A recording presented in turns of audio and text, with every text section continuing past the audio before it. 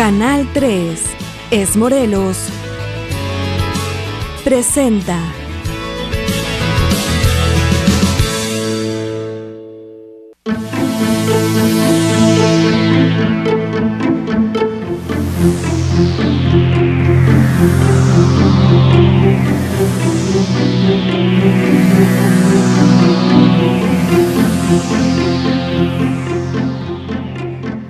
Bienvenidos al programa Ventanas a la Educación, del que se transmite por el Canal 3.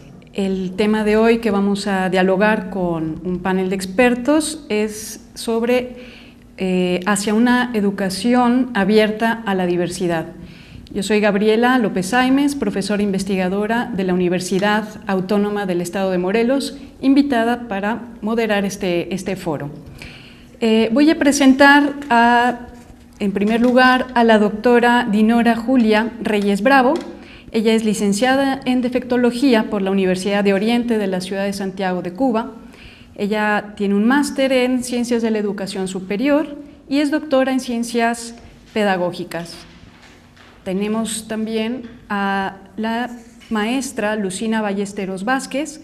Ella es maestra de primaria, licenciada en Educación por la Universidad Pedagógica Nacional. Es egresada de la maestría en Educación en el programa de Desarrollo e Innovación Educativa de la Universidad Pedagógica Nacional y actualmente es directora de la Unidad de Servicios de Apoyo de la USAER, de la Unidad de Servicios de Apoyo a la Educación Regular número 25 y maestra de apoyo de la USAER 39, turno vespertino.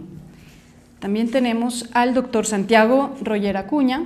Él es doctor en Psicología por la Universidad de Salamanca, en España. Es profesor investigador de la Universidad Autónoma del Estado de Morelos, miembro del Sistema Nacional de Investigadores y actualmente desarrolla temas e investigación sobre la educación especial, específicamente temas de atención a la diversidad, con experiencia en Argentina, en España y en México. También tenemos al profesor Baruch Bravo Vidal.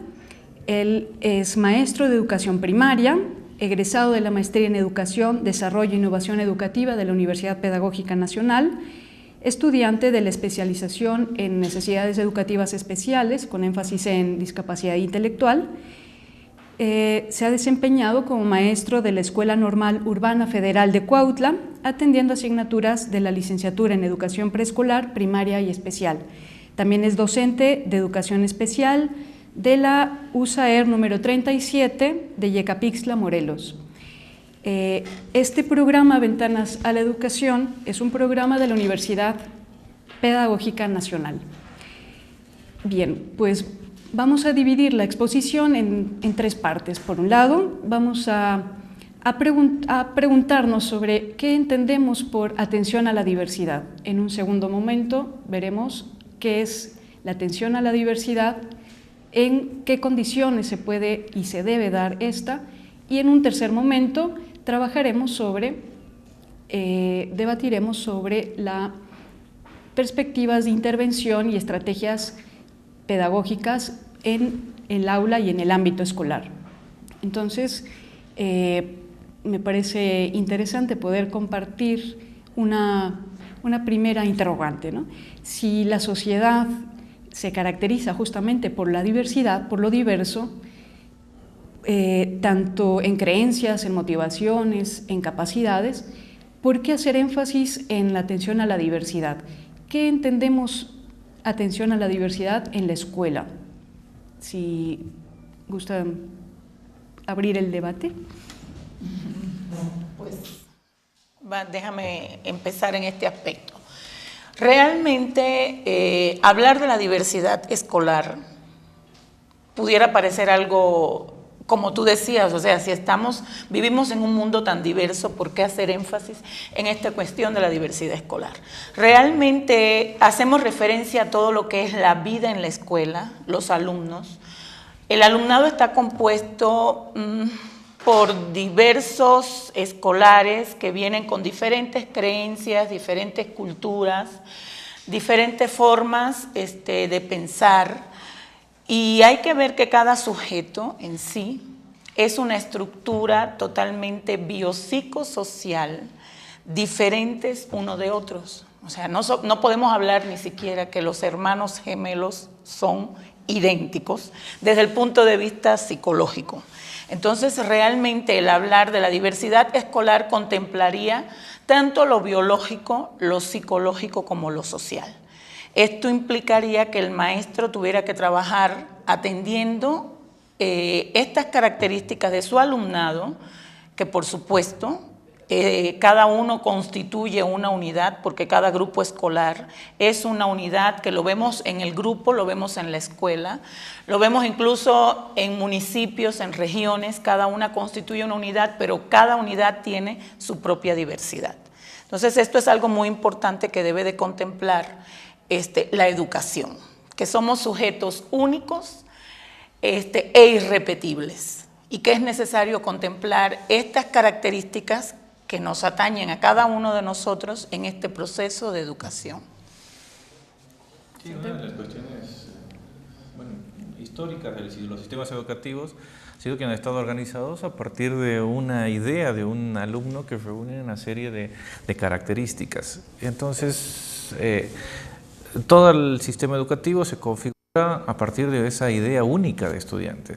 Entonces, aquí los planteos más recientes que apuntan a la necesidad de romper esas estructuras clásicas de los sistemas educativos van dirigidas justamente a dar cuenta de lo que está señalando Dinora, que cada persona es totalmente distinta de otra. Hay elementos comunes, pero también hay elementos diferenciales. Una educación inclusiva supone tener en cuenta esas características singulares de todas las personas.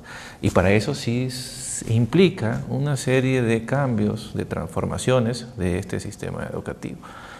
Cuando hablamos de diversidad, hablamos de que somos diferentes unos de otros. Entonces, la escuela, el sistema educativo tiene que respetar y justamente tratar de dar cuenta de esas diferencias. Aquí el elemento clave, el elemento central es pensar un sistema educativo que pueda responder a esa diversidad. Actualmente la escuela está atendiendo esta diversidad. ¿Qué problemáticas encontramos actualmente?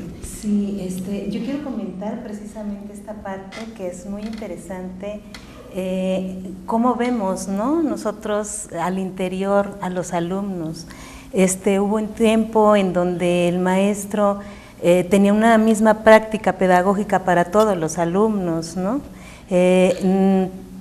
Los niños fueron teniendo diferentes actitudes, diferentes comportamientos, y bueno, empezaron a salirse de la mano del maestro muchísimas cosas, ¿no? Entonces esto plantea un reto para los mismos maestros. Ahora, ¿cómo le tengo que hacer para que Juanito y Pedrito también aprendan, ¿no? Y entonces, bueno, es precisamente pensar en todas estas características que tienen mis alumnos, ¿no?, para yo entonces tomarlas en cuenta y saber cómo tengo que plantear mis estrategias, qué tengo que hacer al interior de mi aula para diversificar mis actitudes, mis acciones docentes, y entonces, bueno, propiciar que aprenda uno y el otro, y el de atrás y el de adelante, ¿no? A mí me llama mucho la atención que dentro de la diversidad existe un término que podemos denominar igualdad. Y retomando algunas palabras de Paulo Freire, que dice que todos somos iguales porque todos somos eminentemente diferentes. Entonces, bajo ese criterio, todas las personas somos totalmente diferentes. Si nos centramos dentro del contexto escolar y vemos dentro de un aula, seguramente los profesores que nos están viendo se darán cuenta que dentro de sus alumnos existen una diversidad tanto económica, una diversidad cultural. Hay alumnos que las actividades no las terminan con el mismo ritmo que los demás. Hay alumnos que su estilo de aprendizaje es diferente. Vaya, es todo un mundo el hablar de esto de la diversidad. sea, cuando estamos hablando de diversidad, no solamente hablamos de cuestiones de diversidad económica, cultural, sino formas de aprender, capacidades diferentes, capacidades singulares. ¿Qué reto supone esto para un profesor o cómo ha evolucionado el quehacer educativo actual, ¿no? ¿Se diferencia de hace unos años que antes no se escolarizaba a niños diferentes o con capacidades singulares? ¿Qué sucede ahora en las escuelas? Quería hacerte una acotación en relación a lo que estábamos planteando en relación a la diversidad, y es algo en lo que quiero insistir que había planteado Santiago, o sea, cómo nosotros se persiste, se sigue insistiendo en una educación homogénea cuando realmente los grupos sociales, todos, en donde quiera que nos encontremos, somos heterogéneos. Entonces, en este sentido, hablar de la diversidad, ya un poco entrando en lo que tú comentabas, implica el atender, el educar, teniendo en cuenta la diversidad, muchos factores. Es necesario que contemplemos la capacitación del profesorado, o sea, el nivel de preparación que tiene que tener el profesorado para poder dar respuesta a esas necesidades que tiene esa diversidad escolar. O sea, cuando hablo de necesidades, estoy hablando en términos de necesidades educativas. En relación, también hay que contemplar los planes y programas de estudios. Si realmente esos planes y programas de estudios permiten que se le pueda, la flexibilidad de los mismos, permite que se pueda dar una adecuada atención a esta diversidad. El planteamiento de cómo nosotros estamos estructurados desde el punto de vista institucional, o sea, no solamente desde la escuela, es todo el sistema que nos permita que centremos la atención en el niño, que es nuestra razón de ser. Y bueno, entonces hablar de la diversidad también implica el hecho de conocimiento, implicar también a la familia y a la comunidad en el proceso de educación. Sí, bueno, la idea es cómo construir una escuela, un sistema educativo incluyente, ¿no? Donde puedan no solo tenerse en cuenta esas características singulares de los estudiantes, sino también involucrar a todos los actores de la sociedad, los padres, la misma comunidad, que pueda formar parte y pueda participar en acciones educativas. Aquí un poco la cuestión es el respeto por las diferencias supone un criterio de igualdad, de equidad. Lo contrario de no respetar la diferencia es justamente la desigualdad. Claro, esto supone una serie de transformaciones, ¿no? Claro, bueno, esto supone toda una serie de transformaciones, de cambios en las escuelas, en los sistemas educativos, que no se alcanzan de un día para el otro. Pero ¿qué es lo importante, lo interesante? Es que ya hay toda una serie de modificaciones en las escuelas, en el sistema educativo, que van justamente abriendo puertas, abriendo ventanas hacia la diversidad. ¿Y la escuela es la única que se tiene que transformar o de dónde viene toda la cuestión de transformación? ¿Tiene que empezar por algún, no sé, desde como ir poniendo cimientos, o quién es el que tiene que cambiar o transformarse?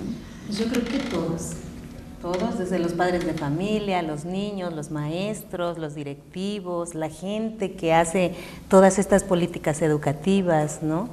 Porque, bueno, vivimos en una sociedad con diferentes características y tenemos que dar una atención a todos. Pero desde diferentes ámbitos tendríamos que ver cómo le hacemos, ¿no? Nosotros al interior de la escuela, por ejemplo, lo que estamos ahorita diseñando son algunas acciones dirigidas también a los padres de familia. Yo creo que la colaboración entre padres y maestros es necesaria, ¿no? Es necesaria al interior de la vida del aula, porque tenemos que acompañarnos, porque tenemos que ver qué hacemos cada uno en la casa o en el aula, ¿no? Y bueno, tenemos que compartir y apoyarnos, ¿no? Este trabajo. Pienso que el reto absoluto no es que la escuela tan solo abra las puertas hacia la diversidad y que reciba a todo tipo de niños, sino que aquí el reto más importante es atender a esta diversidad. De nada o de poco serviría tener alumnos de todo tipo dentro de las aulas y que estos alumnos solamente estuvieran insertados sin que recibieran ningún tipo de atención. Como experiencia de maestro de educación especial, te puedo comentar que cuando llega uno a una escuela primaria y va uno a los grupos, lo primero que brinca así de los maestros es que, a ver maestro, atiéndame a todos los alumnos porque no puedo con todos ellos, o la mitad del grupo tiene necesidades educativas especiales. Y francamente, pues aquí hay que hacer mucho, hay serios problemas también de formación dentro del profesorado. Hay una, no sé cómo llamarlo así, pero como no saber qué hacer cuando tengo que atender a un grupo totalmente heterogéneo. Yo me pregunto aquí, si nosotros somos capaces de convivir en sociedad y de estar aquí, nosotros en este panel, de salir e interactuar con todo el mundo, con todas las personas, ¿por qué entonces no somos capaces de atender las necesidades dentro de una escuela? No, bueno, el problema ahí, fíjate, tocaste algo muy importante, porque realmente el problema de la escuela se refleja en la sociedad. O sea, la sociedad es el reflejo, es todo un proceso de retroalimentación y la sociedad está siendo un reflejo de lo que está sucediendo en la escuela, la institución educativa, porque desde la familia como primera institución educativa es la primera que también tiene que revisarse, en el sentido de que ha descargado muchísimo de la parte de las funciones que le corresponde a ella, la ha descargado en la escuela. La escuela, por otra parte, tampoco, aunque tenga toda la intención, no puede suplir el rol que debe de cumplir la familia dentro de la sociedad como institución educativa. Entonces, realmente estamos formando sujetos que sean capaces de poder respetar esa diversidad. Cuando nosotros somos intolerantes, no estamos respetando la diversidad. Cuando nosotros no somos capaces de poder solidarizarnos con el otro, no estamos, ahora sí, no somos abiertos a esa diversidad. Mira, has tocado puntos interesantes sobre ciertas barreras que tenemos para la atención a la diversidad. Vamos a hacer un pequeño corte y continuaremos para ver cuáles serían las condiciones para dar una atención a la diversidad dentro del ámbito escolar.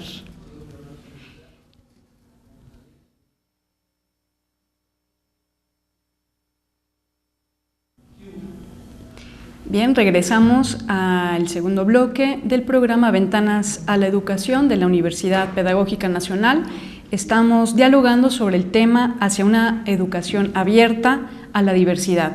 Planteábamos hace un momento algunas barreras que encontramos en la sociedad y en particular en profesores, en familias, que impiden que la atención a la diversidad se dé de manera natural, ¿no? Hablamos o podríamos mencionar algunas cuestiones sobre que estamos excluyendo, ¿no?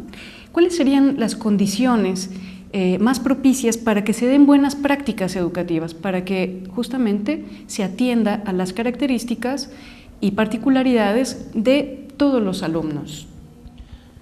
Un poco lo que vemos, que atender a la diversidad supone toda una serie de retos, de desafíos, y que uno de los principales retos tiene que ver con buscar una coherencia, una integración entre todos los actores, todos los que participan dentro del sistema educativo, familia, profesores, maestros, la sociedad, todos los medios de comunicación, las autoridades políticas. Esto es sumamente complejo lograrlo.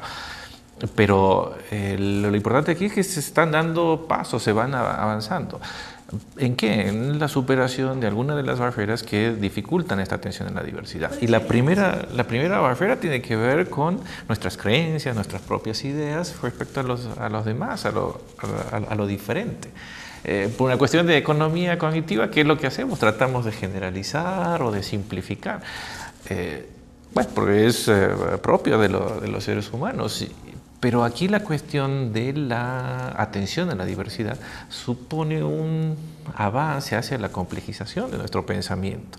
Y una de las cuestiones claves es cómo tratar de detectar aquellas creencias, aquellas ideas que apuntan hacia la homogeneización.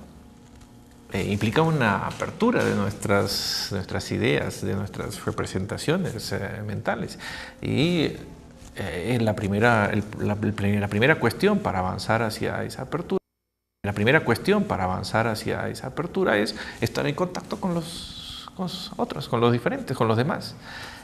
La posibilidad de diálogo aparece a partir de que estamos en contacto. Claro, no es la condición suficiente, pero sí es una condición necesaria. Si no compartimos, si no establecemos vínculos con las personas diferentes, va a ser muy difícil romper nuestras creencias. Y esa es la primera cuestión. Realmente es que todos somos diferentes. Vivimos en sociedad y estamos en contacto siempre unos con otros. Es el hecho de el aceptar al otro como es dentro de las normas, de los parámetros de la sociedad. Primero lo hace la familia, es la encargada de hacer esto, y después la escuela. O sea, el hecho de que nosotros podamos hacer sujetos más solidarios, colaboradores, participativos, que sean miembros de la sociedad, más sensibles. Pues eso realmente lo inicia la familia, por eso no puede existir un divorcio entre la familia y la escuela. Y por supuesto, todos somos parte de un contexto, porque eso es lo mínimo, lo micro. Y somos de un contexto, somos parte de una comunidad con sus culturas, sus creencias, sus costumbres, su propia religión, ¿verdad? Y también somos parte de un contexto mucho más grande, mucho más abarcador. Entonces, son cuestiones que realmente, pues ahora sí, apuntando, subrayando lo que Santiago comentaba, es responsabilidad de todos. La escuela, porque realmente tiene que ver con esta cuestión de que el compromiso nuestro de podernos superar, de podernos preparar mejor para poder atender mejor nuestro futuro. Tenemos la sociedad del mañana, la tenemos en los salones hoy, en los salones de clase hoy. Entonces, lo que sea en nuestro país en el día de mañana es un poco de responsabilidad nuestra. Entonces, el papel que tenemos, la responsabilidad que tenemos los docentes en relación con la sociedad es bastante significativa, es importantísimo. O sea, el maestro es un agente, es un profesional dentro de la sociedad que tiene una envergadura incalculable. De él dependen muchas cosas.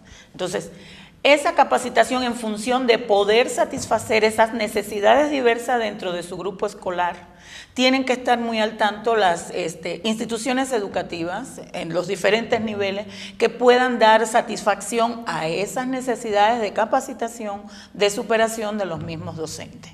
¿Y esa capacitación qué implica? Porque no solamente es conocer las diferencias o las particularidades, implica algo más, porque seguramente hay muchos profesores que toman muchos cursos, pero en la práctica no logran pues integrar o trabajar sobre las particularidades o atender las diversidades, ¿no? ¿Qué implica esta capacitación, ¿no?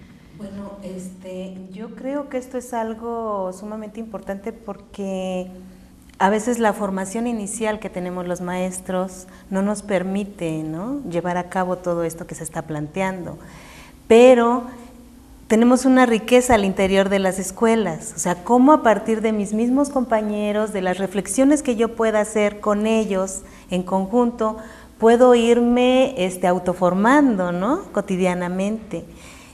¿Cómo es que a partir de los conceptos que yo tengo en este momento sobre mis alumnos, sobre mi alumno que quizás se encuentre en una situación socioeconómica baja, o que otro de mis alumnos tenga alguna discapacidad, o sea, todo lo que esto representa para mí?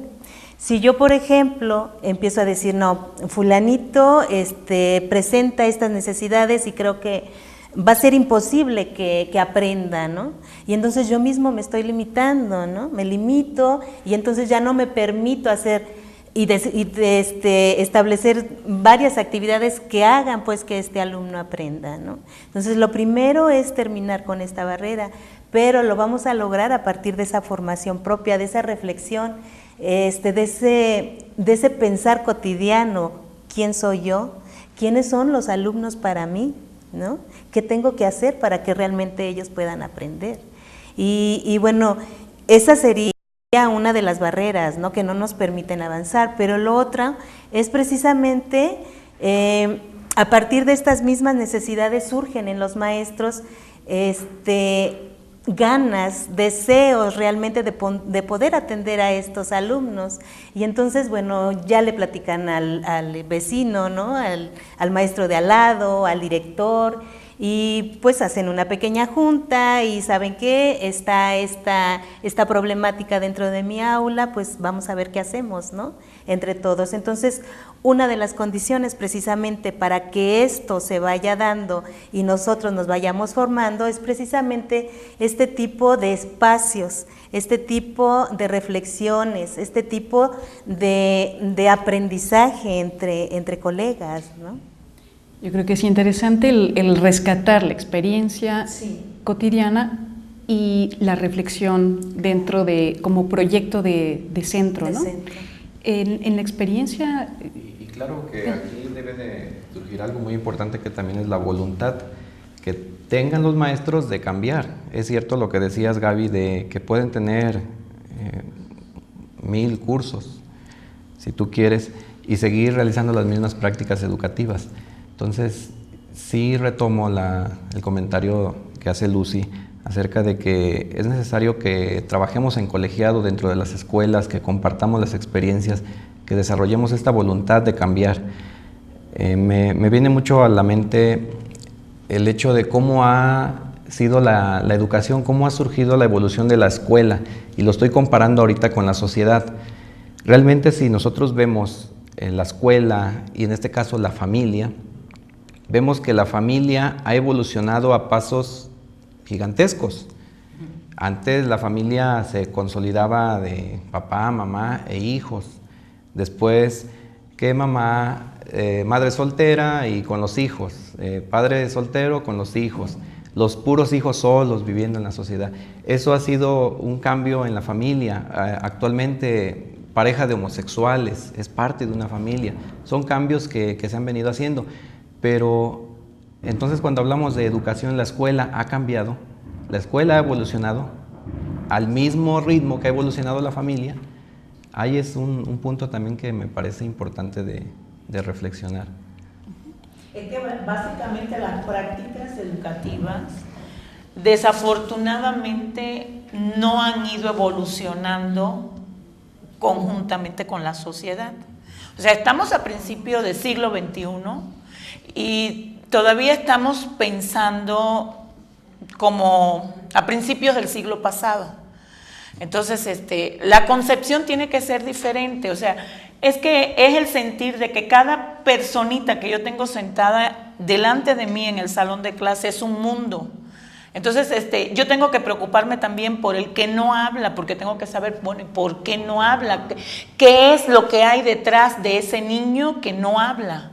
¿O por qué aquel es tan intranquilo? Porque, o sea, es el hecho de que es el reflexionar, sí, en la práctica que voy a realizar con mi grupo y con cada uno de ellos, pero hay que partir de preguntarnos qué hay detrás de cada una de esas caritas que yo tengo delante de mí. Yo siempre le digo a los compañeros, no le hagan a nadie lo que no les gusta que le hagan. Entonces, es muy válido en el sentido, no te gustaría que a un hijo tuyo no te lo atendieran bien. Entonces, pues sí, ¿no? Entonces, parte de que, pues atiende a ese niño que es tu responsabilidad, como si fuera, es tuyo, realmente ese niño es tuyo. Y es empezar en esa sensibilización. Sí, no, y lo importante es que hay prácticas, hay experiencias maravillosas dentro de las escuelas. Lo que pasa es que aquí la pregunta es cómo podemos aprovechar todas esas experiencias para sistematizar, para justamente que a partir del trabajo, de la reflexión en las escuelas, en la sociedad, se puedan ir superando estas barreras. Y un poco lo que estaban hablando tiene que ver con las barreras pedagógicas, en las prácticas dentro del aula. Y aquí sí ha habido muchos avances también que muchas veces no se recogen. Avances me refiero en la investigación, en todo el desarrollo de la ciencia y muchas veces esos elementos no se utilizan, no se ponen en práctica en el aula. ¿Por qué? Porque seguimos, no se puede generalizar, pero sí muchas escuelas, muchos maestros siguen con prácticas, se puede decir, bastante anteriores, que no recogen todos estos avances. Esto significa una transformación en la capacitación de los profesores, pero sobre todo aprovechar las experiencias que ya están en marcha dentro de las escuelas. Sí, yo creo que también es loable rescatar esta otra parte, ¿no? Porque sí, en efecto, hay ya maestros que utilizan unas estrategias buenísimas, ¿no? Pero entonces ahora hay que compartirlas, ¿no? Hay que pues hacer algún contacto con otras escuelas, ver qué hacen los demás con respecto a esto también para seguir aprendiendo, ¿no? Es crear espacios, foros o algo donde los maestros puedan ir a exponer sus experiencias, porque realmente el maestro tiene que ser un investigador de su propia práctica profesional. Entonces, qué bueno si hubieran esos espacios donde se puede llevar esas experiencias en relación a lo que el maestro le ha funcionado dentro de su grupo con una situación determinada. Por ejemplo, hay una película muy buena, una excelente película iraní, Color del Paraíso, donde en la escuela un niño ciego que aprende, que se educa en una escuela especial, exclusivamente para niños ciegos, cuando va a su familia, cuando va de vacaciones a una comunidad rural, empieza a asistir a una escuela regular, una escuela abierta a la diversidad. Y cómo ese niño va generando toda una serie de transformaciones dentro de la misma escuela. El hecho de usar, por ejemplo, sistema braille para poder leer, abre justamente esas ventanas, esas puertas, no solo al maestro, sino al resto de los niños y a toda la comunidad. A veces se piensa que las barreras están en los niños, ¿no? Que los niños son los que tienen dificultades, pero en realidad son los niños los que tienen barreras, o está fuera, o es el contexto el que no facilita eso. Es que somos nosotros los que a veces ponemos las barreras. Cuando yo oigo a algún compañero que dice, es que ya no da más, yo digo, no puede ser. O sea, no puedes tú anteponer una situación. Realmente es el hecho, porque un fracaso en un niño, el fracaso no es del niño, el fracaso es del maestro y de la institución. O sea, que no fue capaz de poder satisfacer las necesidades de ese niño. Y por supuesto, se tiene que hacer extensivo ese fracaso a la familia, porque ¿de quién es el niño? Si no es de esos papás. Y los papás siempre tienen que aspirar a que sus hijos lleguen a algo más. Entonces, muchas veces las barreras son de nosotros los que trabajamos con el niño. Perdemos de la mirada, que el centro de nuestro trabajo son ellos, no somos nosotros. O sea, trabajamos por ellos, para ellos. Y esto implica también un cambio en la sociedad, ¿no? En la cultura, en las ideas, en cómo podemos ir justamente desde los distintos actores sociales poder ir contribuyendo a esta transformación. Quizá les parece que las barreras pueden estar más, bueno, han mencionado dos, ¿no? Cuestiones de creencias, de actitudes, en cuestiones pedagógicas, y esto serán las mayores barreras, mayores que las propias barreras físicas o barreras económicas, porque luego se dice, es que la escuela no tiene recursos para atender a tantos a niños tan diversos, ¿no? ¿Será en realidad estas barreras más pedagógicas o de actitudes lo que impida realmente que se atienda a la diversidad? Claro, porque son las creencias las que te van a permitir hacer o no hacer ciertas cosas, ¿no? Entonces, muchas veces, aún en donde está la dificultad de acceso, por ejemplo, con los niños con problema motor, si el maestro y si el personal que está trabajando ahí está haciendo ciertas actividades para que este niño vaya aprendiendo, esto se genera, ¿no? Y no importa que no haya una rampa, pues ya entre sus compañeritos ven cómo lo trasladan y le ayudan, ¿no? Pero sí, la mayor es esta. Sí, si pudiéramos resumir, ¿cuáles serían condiciones para que se dé una atención a la diversidad dentro de una escuela inclusiva? Hay algo que no hemos tocado y a mí se me hace que es importante, es significativo. Concretamente, el problema de la cantidad de alumnos en los grupos. Sí. Eso nos dificulta muchísimo que se pueda atender, o sea, es muy difícil. No es el mismo manejo en un grupo de 25 en un grupo de 40. Okay. El liderazgo de los directivos también es importante, porque muchos, aunque el grupo de maestros esté planteando ciertas acciones, siempre son limitados, ¿no? Porque no hay permisos, ¿no?, para hacer este tipo de actitudes, de actividades. Bien, hay una frase que dice: no me aceptes como soy, ayúdame a mejorar, ¿no? Podría ser también una de las condiciones. Vamos al corte y regresamos con el tercer bloque sobre estrategias de intervención.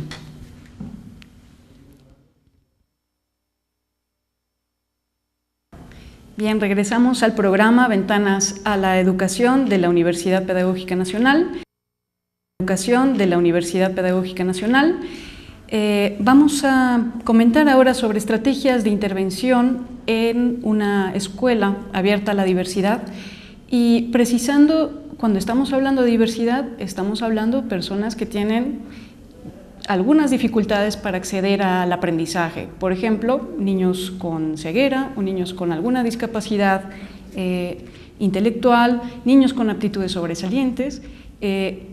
Todo entraría en esta piscina de la diversidad, ¿no? ¿Qué estrategias educativas serían las más propicias para poder atender dentro del aula a esta diversidad que tenemos como representativa de la sociedad en un ámbito relativamente pequeño, ¿no? ¿Cuáles pueden ser estas estrategias? Mira, yo pienso, Gaby, que una parte importante dentro de esta atención a la diversidad, o sea, que cuando nosotros hablamos de diversidad, estamos hablando de esas diferencias entre cada persona, entre cada ser humano. Esto es válido tanto para la escuela como para la familia. El hecho de que nosotros seamos capaces de estimular a los niños ante los logros y las actitudes positivas. Un poco que se olvida de esta cuestión emocional, de esta cuestión de que cuando a mí se me reconoce el esfuerzo, pues yo me encuentro en mejor disposición para poder esforzarme más, para poder ser constante en lo que estoy haciendo, en lo que quiero lograr. Nadie quiere ser malo, todo el mundo quiere ser mejor. Entonces, realmente esto es una cuestión que yo pienso que tanto la escuela como la familia, evitar las comparaciones, porque si estamos diciendo que todos somos diferentes, entonces yo no puedo decir que eres mejor o peor que fulano, ¿no? Entonces, esta cuestión de que si todos somos diferentes y somos parte de un proceso de educación, que eso es otra cosa muy importante. Yo soy un producto de lo que a mí me han enseñado en mi casa y en mi escuela. O sea, yo no puedo ser lo que no me han dado. Entonces, es importante esta cuestión de educar esta parte de las emociones, de los afectos, los sentimientos, la voluntad, porque nosotros nacemos desprovistos de todos. Entonces la voluntad es una parte importantísima en el aprendizaje. Entonces eso como también me la educa el maestro y me la educa mi familia. A través de esta estimulación que estamos hablando, por la estrecha relación que existe en que si me dicen que hice algo bien, pues entonces voy a tratar de seguir haciéndolo lo mejor posible para que se me pueda reconocer. Eso se me hace que es una parte que sería importante en esta cuestión. Sí, además está la cuestión de que se aprende siempre de manera conjunta, se aprende con otros y se aprende de manera colaborativa, de manera cooperativa. Lo que se ha visto justamente que estas estrategias de aprendizaje cooperativo son muy útiles como acción para atender a la diversidad. Claro, esto supone toda una serie de diseños, de planificaciones que permitan, que posibiliten no solo la integración física, sino también la integración cognitiva, la integración en el propio proceso de aprendizaje. Se aprende mejor y se aprende más con otros. Eso cuando se hace con otro. Cuando pensamos en un estudiante y nos ponemos en la postura de maestros o de sociedad, regularmente pensamos en el estudiante, pero pensamos en todos los aspectos negativos que tiene. Y empezamos a decir hasta recitado, no cuenta con esto, no puede hacer esto, no el otro, no el otro. Y finalmente, ¿qué nos queda? Nos queda un estudiante que para muchos dicen, pues no voy a utilizar ninguna estrategia porque es un alumno que no va a hacer nada dentro del salón y entonces, pues ya que vaya haciendo lo que él pueda. En este sentido, nosotros debemos de partir de las fortalezas que deben de tener estos estudiantes y siempre tomar algo muy importante al momento de plantear estrategias. Que las actividades que yo le ponga al alumno a desarrollar deben de estar dentro de sus alcances, nunca fuera, porque entonces vamos a estar trabajando pues, con algo que no se va a dar. Es como si nosotros ahorita en casa le pidiéramos a alguna madre de familia que la actividad sea tejer y le digamos, señora, tiene que hacer una bufanda. Va a haber algunas que apenas puedan tejer y hacer una pulsera. Algunas van a hacer una carpeta, yo creo, para la televisión. Otras van a decir, yo soy muy rápida y hago un suéter. Entonces, aquí es importante partir que en las aulas existen alumnos que tienen diferentes ritmos de aprendizaje, diferentes estilos de aprendizaje. Y pensemos que las estrategias siempre deben ir encaminadas hacia darle una respuesta educativa a este alumno, que las actividades estén dentro de su alcance. No le vamos a pedir a un niño que está accediendo a la lectura, pues que me desarrolle un cuento totalmente con la ortografía y gramática necesaria. No estaría fuera de sus posibilidades. O al contrario, ¿no? Cuando un alumno es más capaz, ¿qué es lo que se hace, ¿no? Que también hay mitos como que pueden solos o pueden arreglárselas sin ninguna adaptación curricular, ¿no? En este sentido, la evaluación tendría que ser diferente, por lo que ustedes plantean, ¿no? ¿Cómo tendría que evaluarse los alcances de estos niños y niñas dentro del aula? ¿Qué tipo de actividades o cómo se puede ir evaluando que se alcanzan los objetivos educativos? Bueno, primeramente tenemos que partir de que tengo que conocer a mi grupo para saber qué es lo que voy a planear en el trabajo cotidiano, ¿no? Tengo que reconocer cuáles son las necesidades comunes de mi grupo para saber precisar qué objetivos, qué contenidos voy a abordar. Y además tengo que checar cuáles son esas necesidades educativas individuales que corresponden ¿qué puede ser? El ritmo de aprendizaje, los estilos, las motivaciones, todas estas cuestiones para yo también ponerle ese otro condimento a mi preparación, ¿no? Y además tengo que estar atenta también de reconocer cuáles son los niños que se les dificulta más el poder aprender, ¿no? Con base en esto, bueno, yo ya conozco a mi grupo, sé que voy a trabajar con él, más o menos estoy visualizando por dónde irme, ¿no? ¿Qué caminito tomar? Y a partir de esto, diseño ciertas actividades y en el transcurso de estas voy viendo el desarrollo.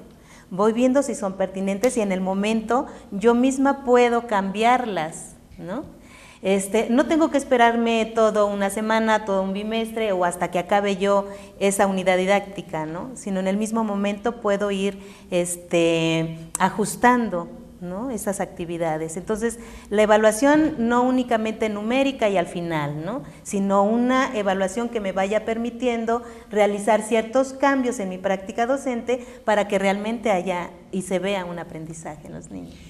Es que la evaluación es una parte importante porque tiene que ser acorde al objetivo de enseñanza. No puede divorciarse porque yo voy a evaluar lo que yo enseñé y es el uso que yo le voy a dar a esa evaluación.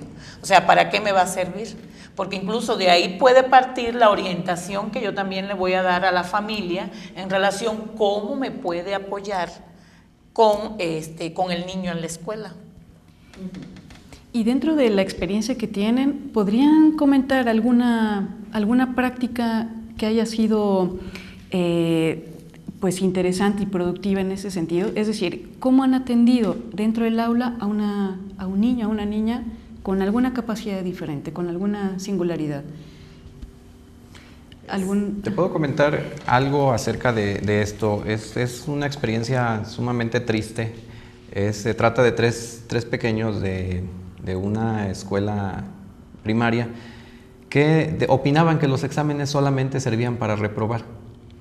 Y pues yo me quedo así, como que los exámenes solamente sirven para reprobar. Digo, a ver, cuéntame rápido esto.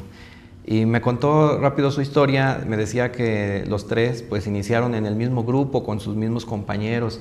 Cuando tuvieron que aprender lectoescritura, pues ya no pudieron tanto seguir el ritmo de los demás. Así los pasaron a segundo. En segundo la maestra se desesperó, dijo yo no puedo con estos niños, no los voy a atender y los reprueba en segundo. Llega la otra maestra, no les pone mucho interés en esto, los pasa a tercero. Y así se fueron, pasan a quinto sin saber leer ni escribir, porque las estrategias pues ya no iban en función de esto. Y la experiencia que tenían estos niños es que pues todas las evaluaciones solamente es para perjudicarlos, para que las calificaciones salieran en números rojos. Santiago, tú comentabas que una de las estrategias interesantes es el aprendizaje cooperativo. ¿Cómo un niño, por ejemplo, con una discapacidad intelectual leve, podría trabajar en un equipo con compañeros que tengan capacidades regulares, ¿no? Bueno, eso es toda una serie de desafíos en la planificación de los profesores, supone una serie de desafíos. Lo primero es pensar en tareas que justamente puedan ser realizadas de manera conjunta. Eso sería lo primero. Hay tareas más apropiadas para trabajarlos en grupo, de manera cooperativa. La segunda cuestión tiene que ver con diseñar de manera muy pensada las participaciones del niño, el tipo de actividades específicas que va a realizar ese niño dentro del grupo, a su vez también anticipar y planificar todos los aportes que pueden dar sus compañeros a esa tarea y de qué manera estos niños pueden ir apoyando en la realización de sus actividades al niño que tenga algún tipo de dificultades. Pero esto supone un proceso de planificación, de reflexión. La cuestión es que la integración o la cooperación no aparece por sí solo, por poner a trabajar de manera grupal, sino que justamente se aprende y por consiguiente se enseña a cooperar, a aprender de manera colaborativa, planificando tareas apropiadas para ello, analizando muy detenidamente la participación de cada uno de los miembros de un grupo, en qué tareas, qué actividades va a ser la apropiada para que se lleve a cabo cada uno de ellos. Por ejemplo, yo recuerdo una experiencia en un grupo de un niño que tenía dificultades, por ejemplo, para redactar, pero era muy bueno para dibujar. Entonces, dentro del equipo todos tenían que elaborar un mural sintetizando información sobre la Revolución Mexicana, y se dividieron las tareas de tal forma que el chico con dificultades para pues, la redacción o la comprensión se encargaba de los dibujos, por ejemplo, ¿no? Pero estaba enterado de todo el proceso de la Revolución. Al final se evaluó el trabajo en equipo. ¿Podría haber una estrategia, no sé, dentro de su práctica que pudiera reflejar también o resaltar justamente, como decía Baruch, ¿no? Todas las posibilidades, el potencial y no solamente el déficit? ¿Se les ocurre alguna? Bueno, en una de las escuelas mis compañeras maestras están trabajando con un niño con problema motor. Cuando este niño llega a la escuela, pues empieza a hacer caras diferentes, ¿no? Cuando él llega. Porque, bueno, pues no sabemos cómo actuar, ¿no? Con ese niño, cómo le voy a enseñar, cómo va a aprender, pero poco a poco se fueron realizando algunas actividades para conocer al niño, conocer cuáles eran también sus capacidades, ¿no? Y en este momento el niño está en 4º año, él llegó desde primero. El niño, en efecto, tiene un problema motor que le impide deambular, ¿no? Como cualquier niño. Pero a nivel intelectual, el niño tiene una capacidad extraordinaria, ¿no? Entonces, bueno, ¿cómo a partir de ahí enseñas a los demás que todos somos diferentes, que todos aprendemos de una manera diferente, pero que todos merecemos un respeto, ¿no? Porque, bueno, había quien quería pelea por ahí con este niño en algunas ocasiones, pero bueno, te das cuenta de lo que tiene el otro también, ¿no? Y cómo puedes compartirlo. Y entonces, bueno, a partir de cierto trabajo en equipo, de estar colaborando, los niños además son muy sociables, los niños no se espantan de esto, ¿no? Los niños acogen, como dicen por ahí, a todos. Entonces, es muy rico la experiencia de trabajar con toda la variedad de niños, ¿no? Todos somos diferentes y yo creo que cuando resaltamos y reconocemos esas diferencias es cuando enriquecemos, ¿no? Toda nuestra práctica. ¿No? Incluso la aceptación de esta diferencia, en esos casos de los niños que tienen problemas, un déficit auditivo, un déficit visual, un déficit motor, como con un buen manejo, el hecho de que todo el grupo y los docentes de una escuela acepten a ese niño, o sea, como el manejo, la expresión, después tú te das cuenta, pasa como cualquier otro. Porque los demás juegan, contemplan y hasta discuten por cualquier situación que ellos, como cualquier niño que pueda estar sin ninguna dificultad. Pero es eso, o sea, cómo nosotros tenemos que aceptar la diferencia, pero viene de un buen manejo, de un adecuado manejo de las características y las diferencias individuales.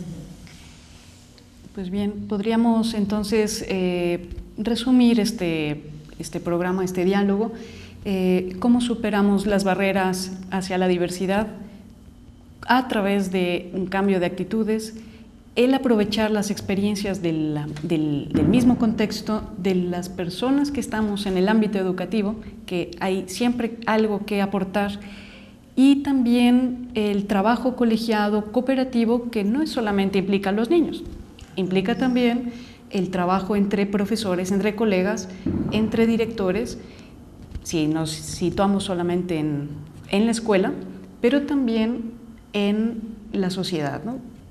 Transformamos la sociedad, transformamos la escuela, ¿no? ¿Algún comentario final, cortito? ¿Un mensaje para el auditorio? Bueno, realmente que todos debemos de sensibilizarnos por la diferencia, ¿no? O sea, que todos somos diferentes. Okay. Es eso. Muy bien, pues agradecemos al panel, a la directora del Canal 3, licenciada Guadalupe Rodríguez Cobos, al staff técnico por esta presentación del Canal 3, coordinadora de difusión de la UPN, la maestra Marisela Figueroa, y los invitamos para ver estos programas dentro de 15 días.